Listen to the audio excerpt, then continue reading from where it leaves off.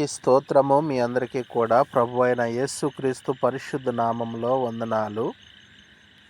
దేవుని యొక్క వాక్య భాగముల నుండి మార్కు సువార్త 1వ అధ్యాయము 11వ వచనంలో దేవుని యొక్క వాక్యము మాట్లాడుతూ ఉంటుంది. ఏమని మాట్లాడుతూ ఉంటుంది అనంటే, యేసు ప్రభువారు యోహాను భక్తుని యొద్ద బాప్తిసం తీసుకొని ఆ యొక్క నీళ్లలో నుండి ఒడ్డుకు రాగానే, ఇదిగో ఈయన నా ప్రియ కుమారుడు, ఈయన యందు నేను ఆనందించుచున్నాను అని చెప్పేసి దేవుడు మాట్లాడుతూ ఉంటాడు.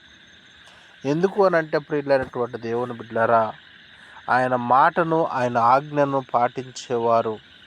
ఎందుకు అనంటే, దేవుని కుమారుడుగా భూమి మీదకు వచ్చి తనను తాను తగ్గించుకొని రిక్తినిగా మార్చబడి మట్టి దేహం వంటి మానవుల చేత బాప్తిసం కలిగినటువంటి వ్యక్తి యేసు ప్రభువారు.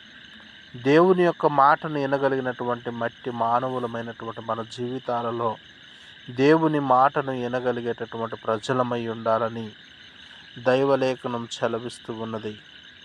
నా జీవితంలో మన జీవితం ఎలా ఉన్నదో మనం పరీక్షించుకున్నట్లయితే దేవుని చిత్తమును నెరవేర్చు మనుషులమైతే మన దేవుని యొక్క వాక్యం సెలవిస్తూ ఉన్నది.